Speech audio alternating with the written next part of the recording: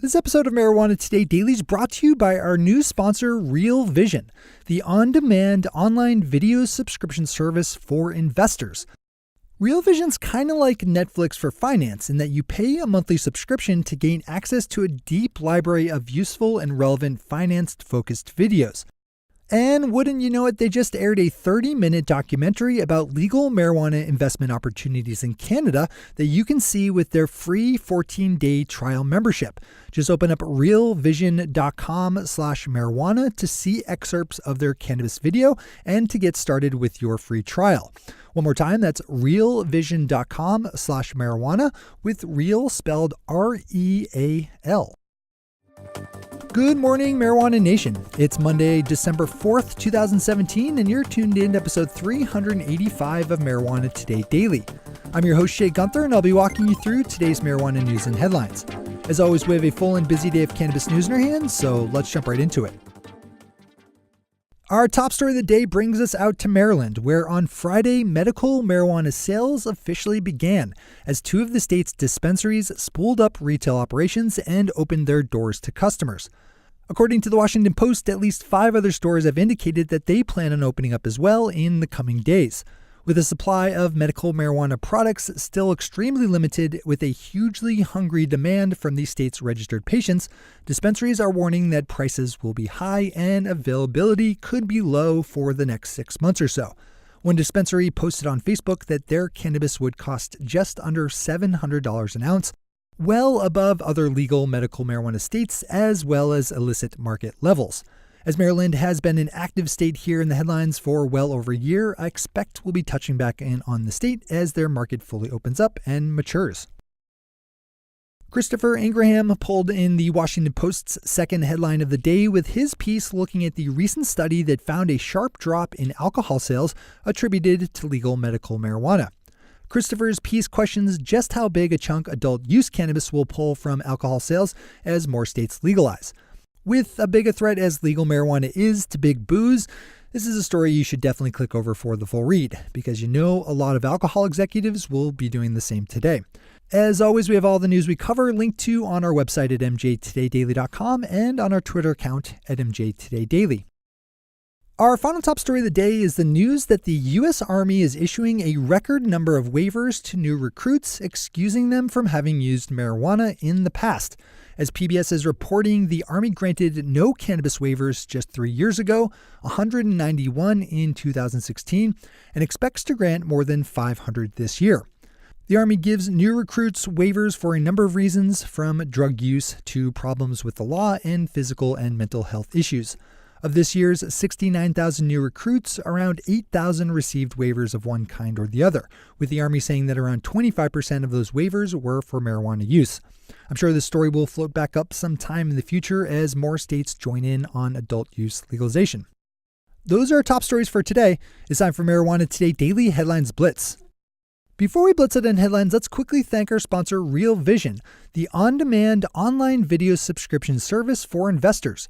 Real Vision's extensive library of financial videos are professionally produced and feature some of the smartest people in the world of finance talking about things that you want to know about.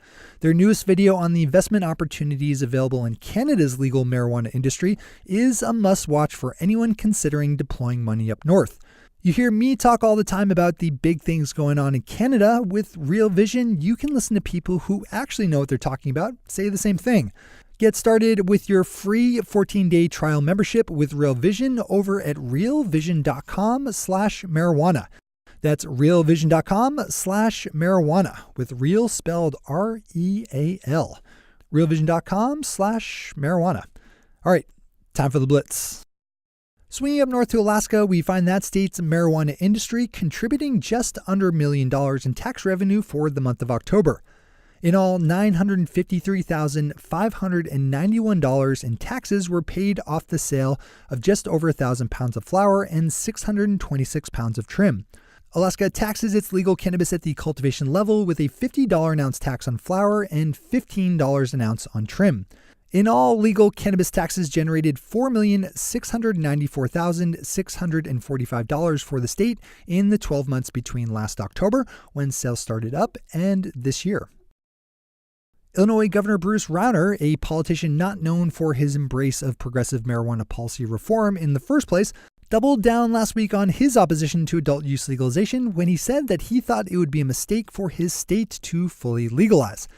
Taking the head in the sand approach, Governor Rauner told WSIL-TV, quote, "You know, there's a massive human experiment going on in Colorado and California, other places. We should see how that's impacted lives and addiction and hurt young people before we make any decisions about it here."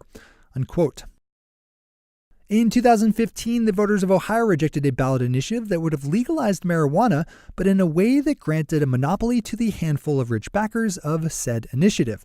You might remember Buddy, the marijuana mascot that the Responsible Ohio campaign used, as well as the fact that one of the project's funders was former Backstreet Boy Nick Lachey. According to a story from Cincinnati Public Radio, one of Mr. Lachey's fellow hopeful monopolistic financiers was just denied one of the large-scale cultivation licenses I reported that the state recently handed out. Mr. Jimmy Gould, said financier, has already threatened to file a lawsuit over the snubbing, saying that the process of selecting the winners was, quote, a travesty. This is another one we'll keep an eye on. Medical marijuana entrepreneurs in Michigan are getting antsy to see a set of proposed guidelines that will govern their newly relaunched industry next year as the December 15th deadline for applying for official license approaches. During an industry conference held over the weekend in Lansing, details were released from a draft of the rules that was reportedly leaked to a number of in-state activists. Though the actual draft report itself was not widely shared, conference organizer Rick Thompson did reveal a few details, saying that both drive-in and mobile dispensaries would not be allowed under the new rules. When asked for comment on the leaked document, a spokesperson for the state's Department of Licensing and Regulatory Affairs said that they expected to post the finalized version, quote, in the next couple of days. Alaska's Marijuana Control Board announced late last week that they would be forming a special team to oversee marijuana testing and would be drafting new rules governing the practice. The new testing team is expected to have new regulations to propose by sometime next summer. Weedmaps will be taking down ads they had up on billboards around Montreal after a number of citizens complained about their presence.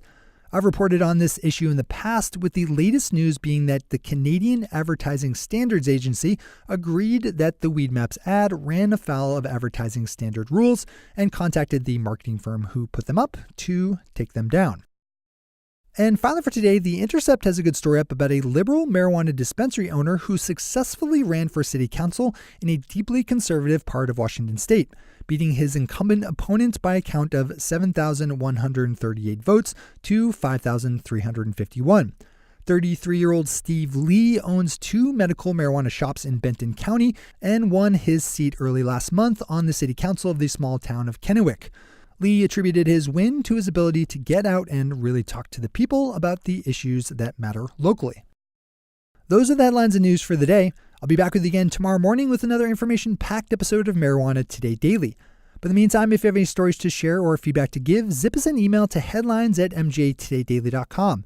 And while you're clicking around the interwebs, swing over to our Twitter account at mjtodaydaily and visit our website at mjtodaydaily.com to find links to all the news we cover.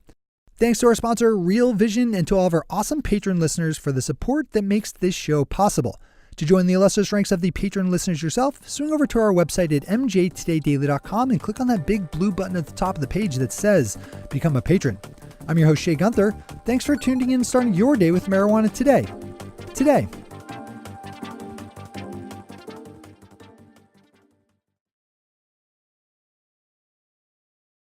One take, Shay. One take.